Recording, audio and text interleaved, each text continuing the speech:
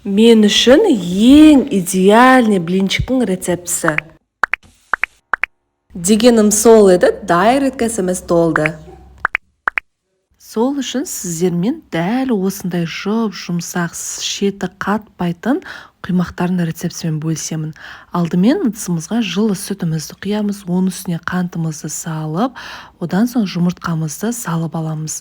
Қантымыз ергенше жақсылап араластырамыз. Қантымыз толықтай еріп шығу керек. Одан кейін електің көмегімен ұнымызды өткіземіз. Міндетті түрде өткізіңіздер, себебі арасында түйіршіктер қалып қоймау үшін. Аз мөлшерден ұнымызды сала отырып, бір массаға жеткенше араластырамыз. Одан кейін қайнап тұрған ыстық суымызды бірден құйып жібереміз де араластырамыз.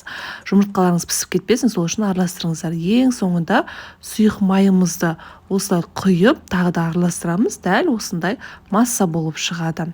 Табаларымыз міндетті түрде қыздырып аламыз, қыздар. Табаны қатты қыздырып алуларыңыз керек. Қыздырғаннан кейін біріншісіне сұйық май жағамыз, ары қарай уже жағудың қажеті жоқ. Көрдіңіздер ме, уже қыздырған табаға блинчикті құйған уақытта құйманы дәл видеода көрсетілгенде тесіктер пайда болады.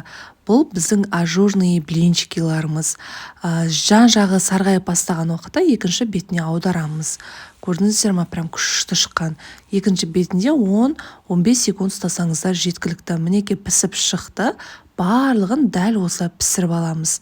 Дәл осы рецептпен, қыздар, біраз құймақ пісіруге болады. Енді мен табам кішірек. Дәл көрдіңіздер ме, жұмсақ осындай жұқа болып шықты. Сіздер де жасап көріңіздер. Сіздермен бірге болған Арайдың асханасы. Келесіде мені жоғалтып алмау үшін видеома лайк басып, комментарий жазуды ұмытпаңыздар.